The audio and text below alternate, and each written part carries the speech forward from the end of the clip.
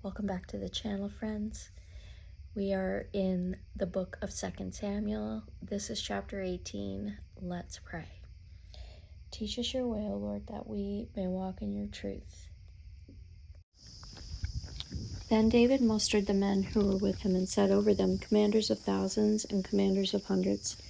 And David sent out the army, 1/3 under the command of Joab, 1/3 under the command of Abishai, the son of Zeruiah, Joab's brother, and 1/3 under the command of Ittai the Gittite. And the king said to the men, I myself will also go out with you. But the men said, You shall not go out, for if we flee, they will not care about us. If half of us die, they will not care about us. But you are worth 10,000 of us. Therefore it is better that you send us help from the city. The king said to them, Whatever seems best to you, I will do. So the king stood at the side of the gate while all the army marched out by hundreds and by thousands. And the king ordered Joab and Abishai and Ittai, Deal gently for my sake with the young man Absalom. And all the people heard when the king gave orders to all the commanders about Absalom. So the army went out into the field against Israel, and the battle was fought in the forest of Ephraim. And the men of Israel were defeated there by the servants of David. And the loss there was great on that day, 20,000 men. The battle spread over the face of all the country, and the forest devoured more people that day than the sword.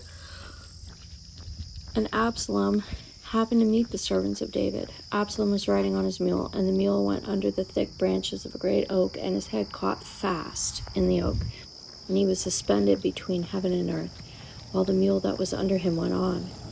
And a certain man saw it and told Joab, Behold, I saw Absalom hanging in an oak.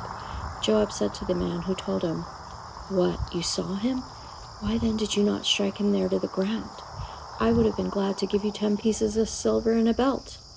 But the man said to Joab, Even if I felt in my hand the weight of 1,000 pieces of silver, I would not reach out my hand against the king's son. For in our hearing the king commanded you and Abishai and Ittai, for my sake protect the young man Absalom.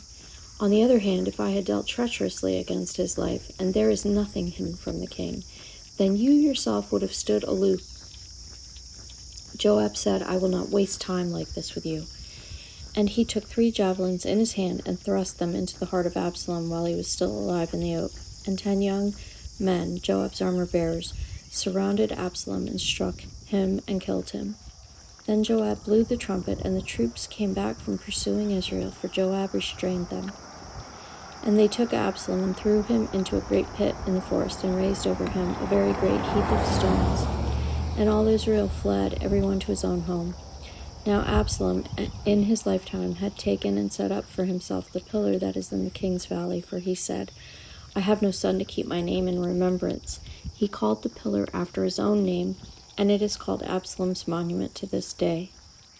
Then Ahimaaz the son of Zadok said, Let me run and carry news to the king that the Lord has delivered him from the hand of his enemies.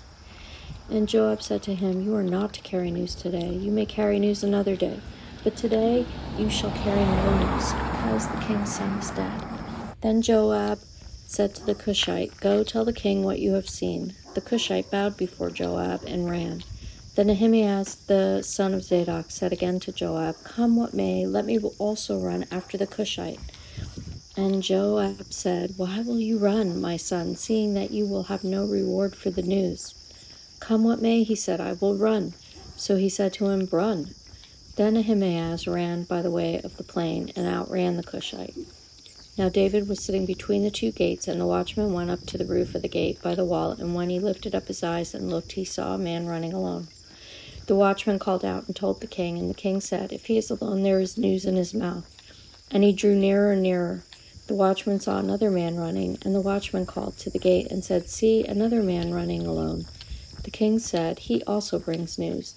The watchman said, I think the running the first is like the running of Ahimaaz the son of Zadok. And the king said, He is a good man and comes with good news. Then Ahimaaz cried out to the king, All is well, and he bowed before the king with his head faced to the earth and said, Blessed be the Lord your God, who has delivered up the men who raised their hand against my lord the king. And the king said, Is it well with the young man Absalom? And Ahimaaz answered, When Joab sent the king's servant, your servant, I saw a great commotion, but I do not know what it was. And the king said, Turn aside and stand here. So he turned aside and stood still. And behold, the Cushite came, and the Cushite said, Good news for my lord the king. For the Lord has delivered you this day from the hand of all those who rose up against you.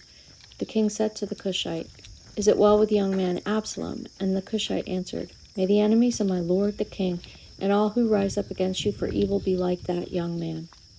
And the king was deeply moved and went up to the chamber over the gate and wept. And as he went, he said, O my son Absalom, my son Absalom, would I had died instead of you, O Absalom, my son, my son. May God bless the reading of his word.